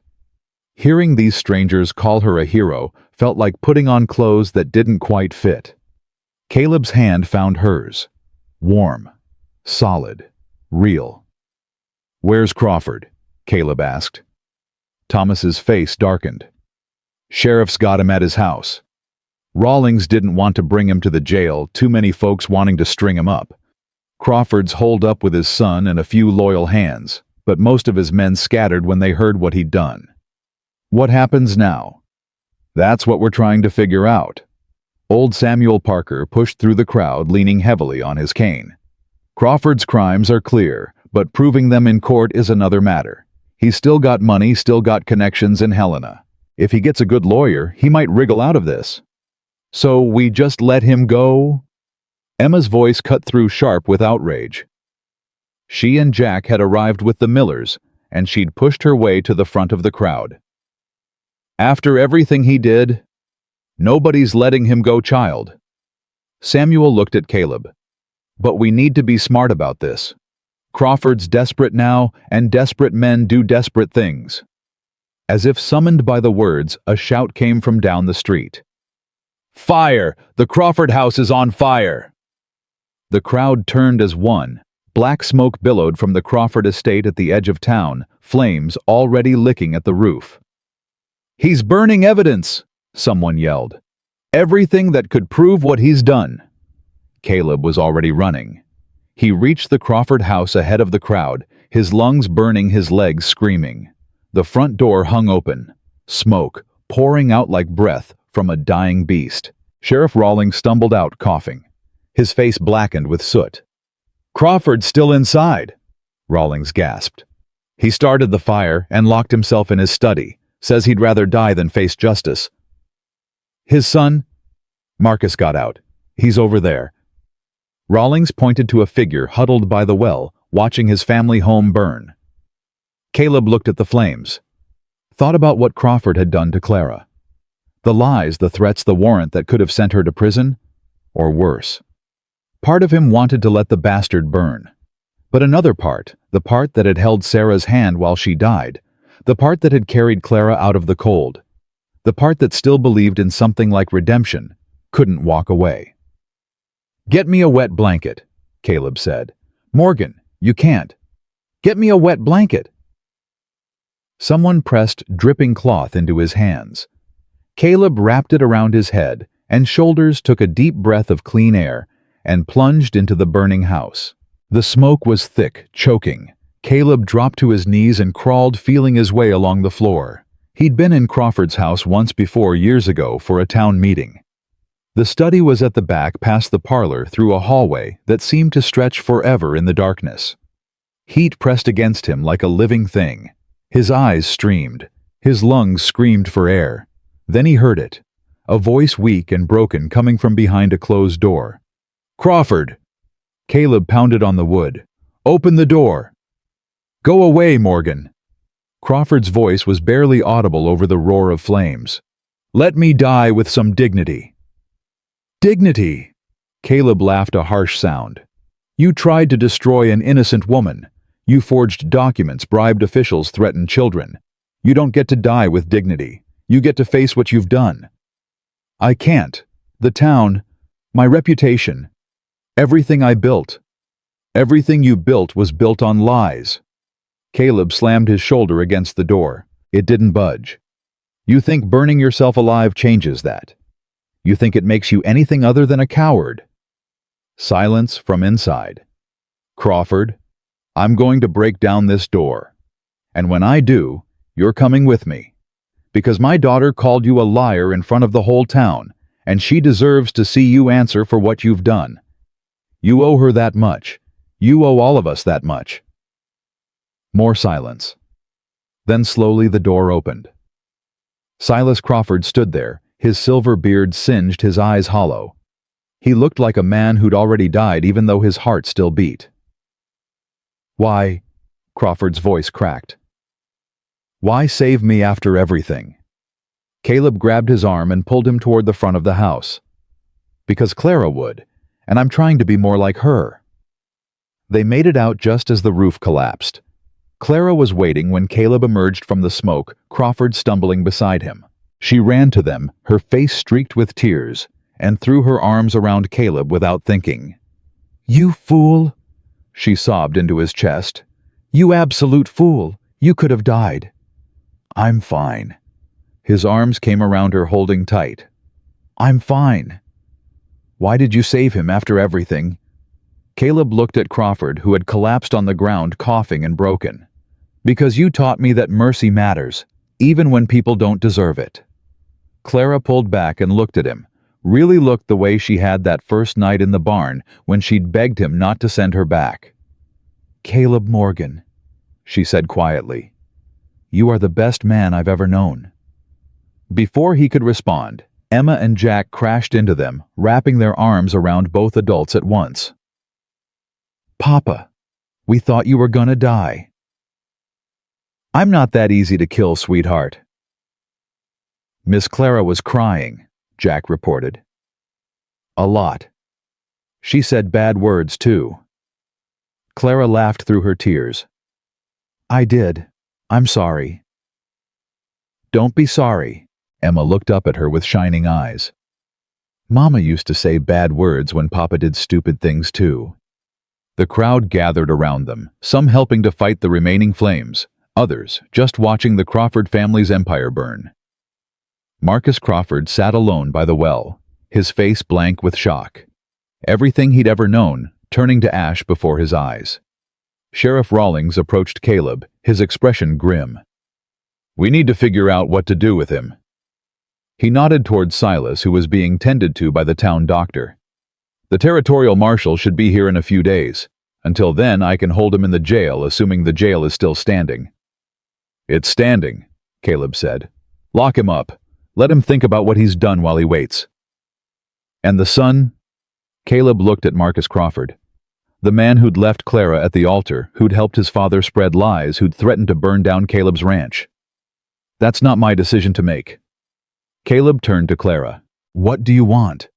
Clara studied Marcus for a long moment. He looked up and met her eyes, and she saw something she hadn't expected: shame.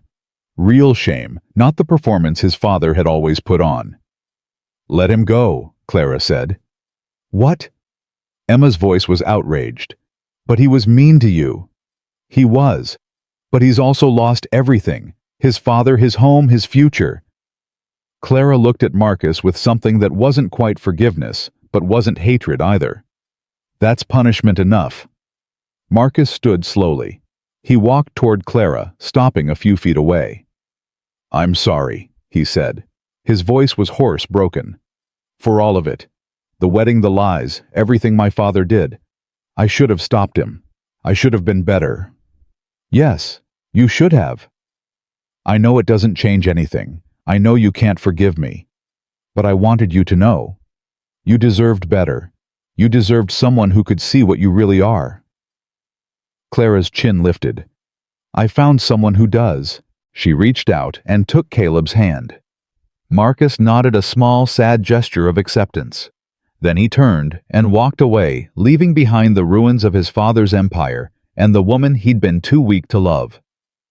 The days that followed were strange and sweet. The territorial marshal arrived and took Silas Crawford into custody. The charges were extensive: forgery, fraud, extortion, attempted murder. Crawford would spend the rest of his life in prison if he was lucky. If he wasn't, he'd hang. Clara didn't attend the hearing. She stayed at the ranch helping Emma with her lessons, playing with Jack in the snow, rebuilding the life she'd almost lost. But there was something unfinished between her and Caleb, something that hung in the air every time their eyes met, every time their hands brushed, every time the children looked between them with knowing smiles. On a Thursday evening, 2 weeks after the fire, Caleb found Clara standing at Sarah's grave. She didn't hear him approach, or maybe she did and chose not to acknowledge it. She stood with her head bowed, her hands clasped in front of her, speaking softly to the wooden cross. "I know I'm not what you would have chosen for him," Clara was saying. "I know I'm damaged, scarred, broken in ways that might never heal. But I love your children. I love them like they're my own, and I love him, Sarah. I didn't mean to. I tried not to, but I do." Caleb's throat closed up. "I don't know if you can hear me," Clara continued. "I don't know if there's anything after this or if we just stop. But if you can hear me, I want you to know that I'll take care of them, all of them. I'll protect them the way you would have. I'll love them the way you did." She wiped her eyes with the back of her hand. "And if you hate me for taking your place, I understand. I would hate me too. But please, please know that I'm not trying to replace you. I'm just trying to be enough. For him, for them, for whatever time we have left." Caleb stepped forward. Clara turned, her face flushed with embarrassment. "How long have you been standing there?" "Long enough." "I'm sorry. I shouldn't have come here without asking. This is your place, Clara." He took her hands. "Stop." She stopped. "Sarah wouldn't hate you," Caleb said quietly. "She'd love you. She'd love you for saving our children from nightmares, for teaching Emma to be brave, for making our house feel like home again. You don't know that. I do know that, because I knew her. Better than anyone." He lifted one hand and touched Clara's face, tracing the faint scar along her jaw. "She used to say that the best people are the ones who've been hurt, that they know how to be gentle with other people's wounds. She was talking about people like you." Clara's eyes filled with tears. "I loved Sarah with everything I had," Caleb continued. "When she died, I thought I'd never feel anything again. I built walls so high and so thick that I forgot there was anything on the other side." Caleb: "Then you crashed into my barn in a ruined wedding dress, and those walls started crumbling. Every day since then, they've fallen a little more. Every time you laugh, every time you cry, every time you look at my children like they're the most precious things in the world." He stopped, swallowed hard. "I love you, Clara. I didn't plan it, didn't expect it, but I do, and I'm done pretending I don't." Clara stared at him. Her heart was pounding so hard she could barely breathe. "I love you too," she whispered. "I love you so much it terrifies me." "Then let's be terrified together." He kissed her. It wasn't gentle. It wasn't careful. It was the kiss of two people who had waited too long, who had been through too much, who had finally found each other against impossible odds. When they broke apart, Clara was crying. Happy tears this time, the best kind. "The children," she said. "We should tell them." "They already know." Caleb smiled. "Emma's been planning our wedding since the second week you were here." Clara laughed. "Of course she has. She's got opinions about the dress and the flowers, and apparently we need a cake with 7 layers. 7. She's very specific." Clara leaned into him, her head resting against his chest. "I don't need 7 layers. I don't need any of it. I just need you." "You've got me." Caleb pressed a kiss to the top of her head. "For as long as you want me. Forever then." Forever works. They stood there for a long time, holding each other in the shadow of Sarah's grave, while the winter sun dipped toward the mountains and the wind carried the promise of spring. That night, Caleb asked Clara to marry him. It wasn't fancy. There was no ring, no grand gesture, no speech prepared in advance. They were sitting by the fire after the children had gone to bed, and Caleb took her hand and said the words simply directly the way he said everything. "Marry me, Clara. Not because you need a home, or because it's practical, or because the children want it. Marry me because I love you, and you love me, and that's enough." Clara looked at him. This man who had taken her in when she had nothing, who had fought for her when everyone else turned away, who had run into a burning building to save his enemy because she'd taught him that mercy mattered. "Yes," she said. "Yes, yes." She laughed, tears streaming down her face. 1,000 times yes. Caleb pulled her close and kissed her again, and somewhere in the house, 2 children who were supposed to be asleep erupted into cheers. Emma burst out of her room first, Jack tumbling after her. They threw themselves at Caleb and Clara, wrapping their arms around both adults. "I knew it!" Emma was bouncing with excitement. "I knew Papa would ask you. I told Jack, I said, Papa's gonna ask Miss Clara to marry him. And Jack said, no, he won't. And I said, yes, he will. And I was right." "You were right," Caleb admitted. "You're always right." "I know," Emma beamed. "Now we have to plan the wedding. It has to be perfect, with flowers and cake and a dress and—" "Sweetheart." Clara knelt down to Emma's level. "Can I tell you a secret?" Emma nodded solemnly. "I don't need a perfect wedding. I already had a perfect dress once, and the man I was supposed to marry walked away from me." Clara tucked a strand of hair behind Emma's ear. "What I need is a family. People who love me for who I am, not what I look like, or what I can give them. And I already have that. I've had it since the night I stumbled into your barn." Emma's eyes filled with tears. "So you don't want a pretty dress?" "I want to wear your mama's gray wool dress, the one I wore the first night I was here, if that's all right with you." Emma threw her arms around Clara's neck. "That's more than all right. That's perfect." Jack tugged on Caleb's sleeve. "Does this mean Miss Clara's our mama now?" Caleb looked at Clara over Emma's head. She nodded just slightly. "Yeah, son." Caleb's voice was thick with emotion. "That's exactly what it means." Jack considered this for a moment. Then his face split into the biggest grin Caleb had ever seen. "Good," Jack said. "'Cause I already been calling her mama in my head anyway." Clara laughed through her tears. She pulled Jack into the hug with Emma, and then Caleb wrapped his arms around all 3 of them, and they stayed that way for a long time. A family. Real and whole, and healed. The way it was always meant to be. Word of the engagement spread through Copper Hollow faster than the news of Crawford's arrest.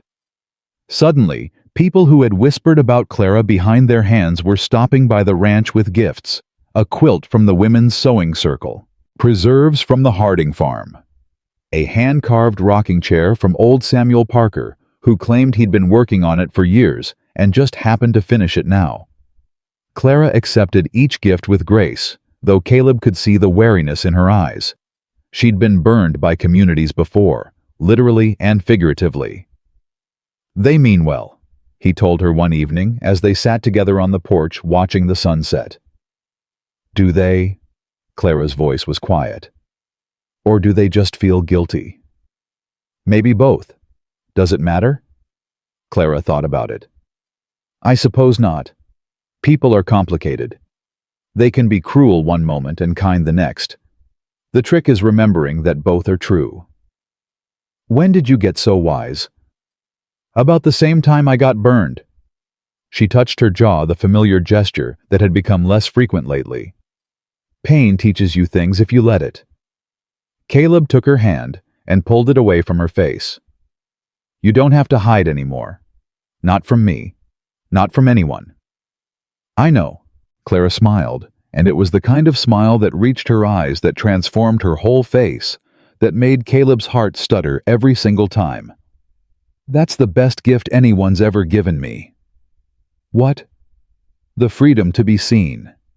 He kissed her then, soft and slow, on the porch of the house that would soon be hers under a sky painted gold and red by the setting sun.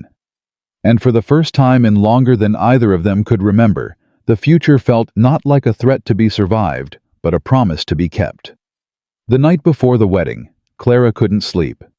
She lay by the fire she'd insisted on staying there until they were married, despite Caleb's protests, and stared at the ceiling, her mind racing with everything that had happened and everything that was about to happen. Tomorrow, she would become Clara Morgan. She would have a husband, children, a home. She would belong somewhere finally after years of wandering and wanting. It seemed impossible.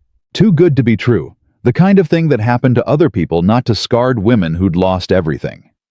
The door to Caleb's bedroom opened. He emerged in his nightshirt hair, mussed, feet bare on the cold floor. "Can't sleep." Clara shook her head. Caleb lowered himself into the chair beside her. Nervous. Terrified. "Me too." She looked at him in surprise. "You?" "I've done this before. Remember, I know how much there is to lose." He reached out and took her hand. "But I also know how much there is to gain, and that's worth being scared for. What if I'm not good enough? What if I fail Emma and Jack? What if—" "Clara." Caleb squeezed her hand. "You've already proven yourself. 100 times over. You saved 42 children from a fire. You survived being abandoned by a coward. You stood up to the most powerful man in this valley and didn't blink. That was different. That was survival. So is this." He moved from the chair to kneel beside her, his face level with hers. "Tomorrow isn't about being perfect. It's about choosing each other over and over, even when it's hard. Especially when it's hard. How do you know we can do that? Because we already have." Caleb touched her face. "Every day since you got here, we've been choosing each other. Through Crawford's threats, through the lies, through your time in jail. We kept choosing. That's what marriage is. Just more of that." Clara's eyes filled with tears. "I love you, Caleb Morgan." "I love you too, Clara Whitmore." He smiled. "Soon to be Clara Morgan, if you still want to be." "I want to be." She pulled him close, pressing her forehead against his. "More than anything." They stayed that way until dawn began to gray the windows. Then Clara got up, washed her face, and put on Sarah Morgan's gray wool dress. It was time to become a wife again. This time she wouldn't be left at the altar.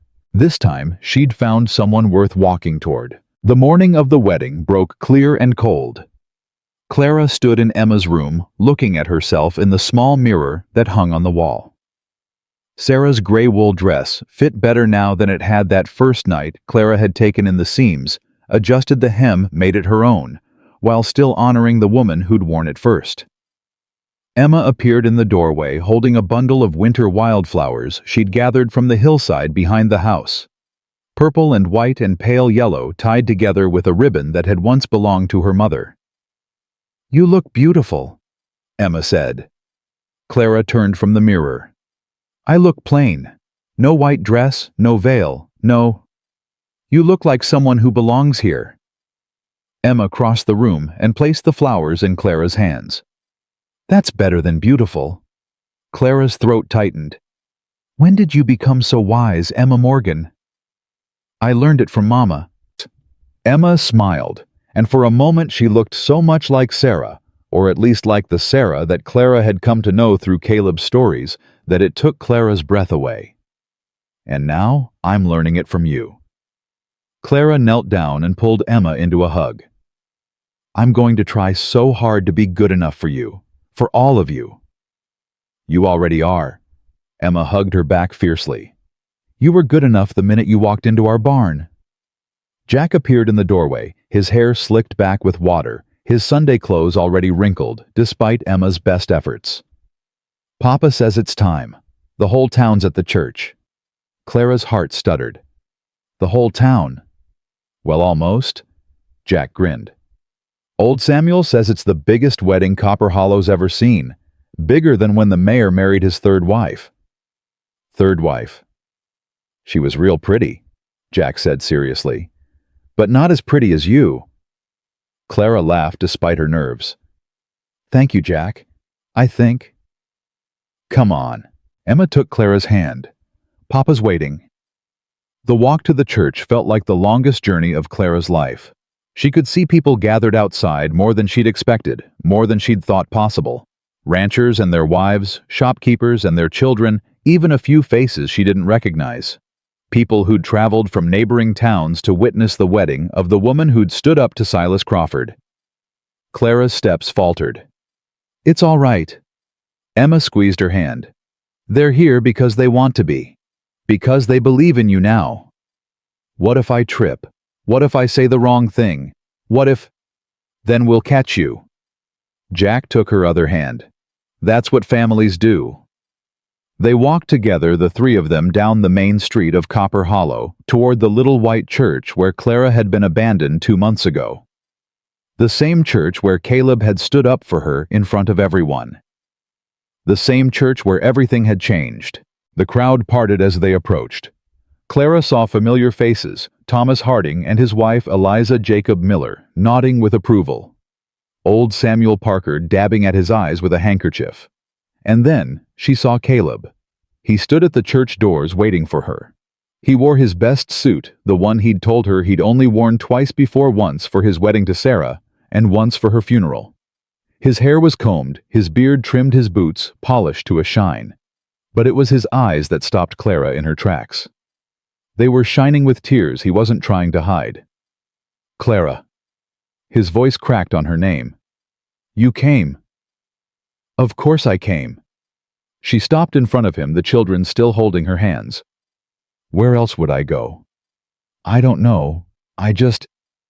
He shook his head. I kept thinking you'd change your mind, that you'd realize you could do better than a broken-down rancher with 2 kids and too much grief. Caleb Morgan. Clara released the children's hands and stepped closer. I traveled 2,000 miles to find a home. I survived a fire, an abandoned wedding, and Silas Crawford himself. And you think I'd run away from you? When you put it that way. There's no other way to put it. She reached up and touched his face. You're my home now. You and Emma and Jack. I'm not going anywhere. Caleb covered her hand with his. Then let's get married. The church was packed. Every pew was full, with more people standing along the walls and crowding the doorway. Clara walked down the aisle on old Samuel's arm. He'd insisted, said it was his honor to give away the bravest woman he'd ever met, while Emma scattered flower petals ahead of them, and Jack carried the rings on a small velvet pillow. Caleb waited at the altar, his eyes never leaving Clara's face. Pastor William stood between them, his Bible open, his expression solemn but kind. He was a young man new to Copper Hollow, untainted by Crawford's influence. He'd been the first to welcome Clara back after her release from jail. Dearly beloved, he began, we are gathered here today to witness the union of Caleb Morgan and Clara Whitmore in holy matrimony. Clara's hands trembled as Caleb took them in his. Marriage is not a decision to be made lightly, Pastor Williams continued. It is a covenant, a promise, a choice that must be made again and again every day for the rest of your lives. He looked at Caleb. Do you, Caleb Morgan, take this woman to be your lawfully wedded wife? To have and to hold from this day forward, for better, for worse, for richer, for poorer, in sickness and in health, until death do you part? Caleb's voice was steady. I do. Pastor Williams turned to Clara. And do you, Clara Whitmore, take this man to be your lawfully wedded husband, to have and to hold from this day forward, for better, for worse, for richer, for poorer, in sickness and in health, until death do you part? Clara looked at Caleb. At this man who had taken her in when she had nothing, who had fought for her when everyone else turned away, who had taught her that it was possible to be loved, not despite her scars, but because of everything they represented. I do, she said. The rings, please. Jack stepped forward, his face serious with the weight of his responsibility. Caleb took the smaller ring, a simple gold band that had belonged to his grandmother, and slid it onto Clara's finger. "With this ring I thee wed," he said, "and pledge to you my love, my loyalty, and my life." Clara took the other ring and slid it onto Caleb's finger. Her voice shook, but she didn't care. "With this ring I thee wed, and pledge to you my heart, my home, and my hope." Pastor William smiled. "By the power vested in me by God and the territory of Montana, I now pronounce you husband and wife." He looked at Caleb. "You may kiss your bride." Caleb pulled Clara close and kissed her. The church erupted in cheers. Emma and Jack threw themselves at their parents, wrapping their arms around both of them at once. Clara laughed and cried at the same time, holding her new family close, feeling for the first time in her life that she truly belonged somewhere. "We did it," Caleb murmured against her hair. "We actually did it. Did you think we wouldn't? I thought I'd wake up, find out this was all a dream." Clara pulled back and looked at him. "It's not a dream, Caleb. It's real. All of it." "I know." He touched her face, gentle as always. "That's the part I still can't believe." The reception was held in Jacob Miller's barn, the same barn where the ranchers had first gathered to plan their stand against Crawford. Now it was decorated with ribbons and lanterns, tables laden with food that every family in the valley had contributed. Clara moved through the crowd accepting congratulations, hugging women she barely knew, shaking hands with men who'd once avoided her eyes. It was overwhelming and wonderful and terrifying all at once. "Mrs. Morgan." Eliza Harding appeared at her elbow, her baby on her hip. "I hope you don't mind me saying, but you look happier than I've ever seen anyone look." "I feel happier than I've ever been." Clara touched the baby's cheek. "Is this little Thomas?" "Thomas Jr.? Yes, named after his father, who's currently embarrassing himself on the dance floor." Clara looked over to see Thomas Harding attempting some kind of jig while the fiddlers played. He was terrible at it, but his wife's eyes were soft with love. "He's not so bad," Clara said. "He's awful, but he's mine, and I wouldn't trade him for anything." Eliza shifted her baby to the other hip. "That's what marriage is, isn't it? Choosing someone, flaws and all, and deciding they're worth keeping." "I'm beginning to think so." Caleb appeared at Clara's side, slightly out of breath. "Emma's demanding a dance with her new mother. Jack says he wants cake. And old Samuel is telling everyone who'll listen about how he knew from the first moment he saw you that you were something special. He did not. He absolutely did not. He told me you looked like trouble." Caleb grinned. "He was right, by the way. Best kind of trouble I ever found." Clara laughed. "I'll dance with Emma. You handle the cake situation." "Yes, ma'am." He kissed her cheek and disappeared into the crowd. Clara found Emma waiting by the makeshift dance floor, her face flushed with excitement. "Ready?" Emma asked. "I'm not much of a dancer." "Neither am I, but Mama used to say that dancing isn't about being good. It's about being happy." Clara took Emma's hands.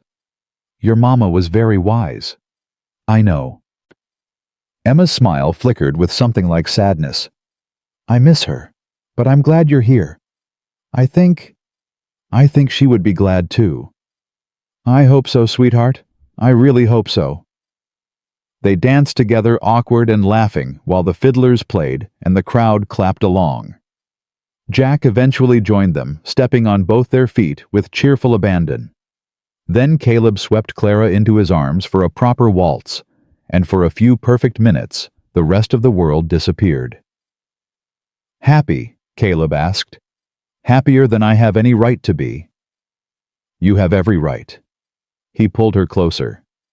"You've earned this, Clara. Every bit of it. We've earned it. Together. Together." He smiled down at her. "I like the sound of that." The celebration lasted until well after dark. By the time Caleb drove the wagon home, Emma and Jack were asleep in the back, wrapped in quilts, and dreaming whatever dreams children dream after the best day of their lives. Clara sat beside Caleb on the driver's seat, her hand in his, watching the stars emerge one by one in the vast Montana sky. "It's beautiful out here," she said. "I never noticed how many stars there are." "City girl?" "Not anymore." She leaned against his shoulder. "Now I'm a rancher's wife. I'll have to learn about cows and horses and whatever else ranchers' wives learn about. Chickens. Lots of chickens. Chickens. Right." Clara laughed softly. "What have I gotten myself into?" "The best kind of trouble." They pulled up to the ranch house, and Caleb lifted the sleeping children from the wagon, carrying them inside one by one. Clara followed, watching him tuck them into their beds, pressing kisses to their foreheads, murmuring words too soft for her to hear. When he was done, he found Clara standing in the main room, looking at the fire she'd slept beside for 2 months. "You don't have to sleep there anymore," he said quietly. "I know." Clara turned to face him. "It feels strange. All of it. Waking up tomorrow as your wife, as their mother, as someone who belongs here. You've belonged here since the first night." Caleb crossed the room and took her hands. "I just took too long to admit it." "You were scared." "I was terrified. I'd lost everything once. I couldn't bear the thought of losing it again. And now I'm still terrified." He lifted her hands to his lips and kissed them. "But I'd rather be terrified with you than safe without you." Clara's eyes filled with tears. "That's the most romantic thing anyone's ever said to me." "It's just the truth. That's what makes it romantic." He led her to his bedroom, their bedroom now, and closed the door behind them. The next morning, Clara woke to sunlight streaming through the window and the smell of coffee drifting from the kitchen. She lay still for a moment, disoriented by the unfamiliar bed, the unfamiliar room. Then she remembered. She was married. She was home. She found Caleb in the kitchen making breakfast, while Emma set the table, and Jack fed scraps to the barn cats who'd snuck inside. "Good morning, Mrs. Morgan," Caleb said without turning around. "Good morning, Mr. Morgan." Emma grinned. "That's going to take some getting used to." "For all of us." Clara kissed the top of Emma's head, then Jack's. "What's for breakfast?" "Eggs and bacon, and biscuits if I don't burn them." "You won't burn them." Clara moved to stand beside him at the stove. "I'll help." They worked together side by side the way they'd been working together for months now. But it felt different today. Easier, more natural. Like 2 pieces of a puzzle finally fitting into place. After breakfast, Clara walked with Caleb to Sarah's grave. The wooden cross stood against the pale winter sky, the wildflowers Emma had planted last spring long since withered. But there was peace here. Clara could feel it. "I wanted to bring her here," Caleb said. "Show her that you're part of our family now." Clara knelt beside the grave and placed her hand on the cold earth. "Thank you," she whispered, "for raising him, for loving him, for giving him the courage to love again." The wind stirred gentle and soft, carrying the faint scent of lavender. "She hears you," Caleb said. "You think so. I know so." He knelt beside her. "She's been watching over us this whole time, making sure I didn't mess this up." Clara laughed through her tears. "She did a good job. She always did." They stayed there for a while, the 2 of them honoring the woman who had come before, and the future they would build together. Spring came slowly to Montana territory. The snow began to melt in March, revealing patches of brown grass and stubborn wildflowers that pushed through the frozen ground.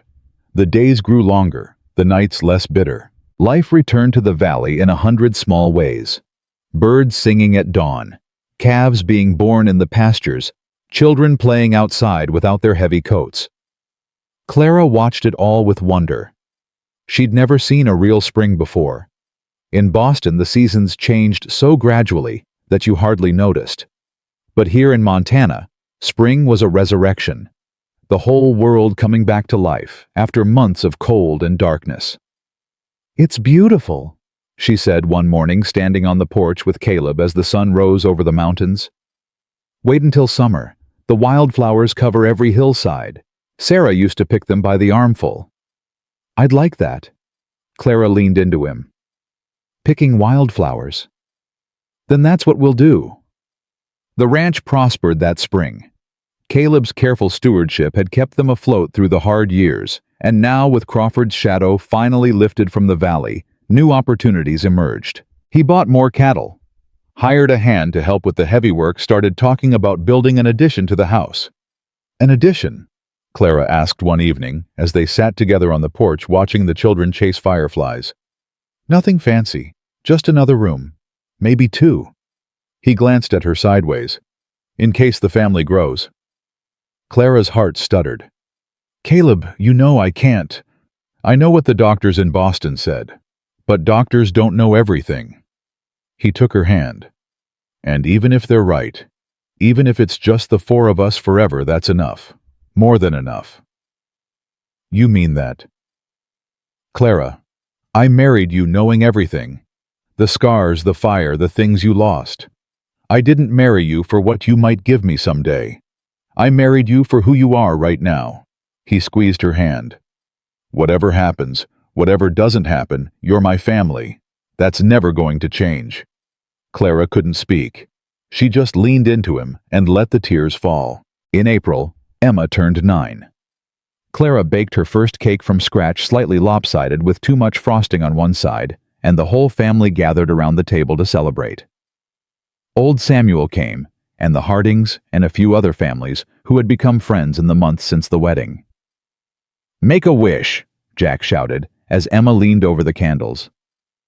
Emma closed her eyes, her face scrunched with concentration. Then she blew out the candles in one breath.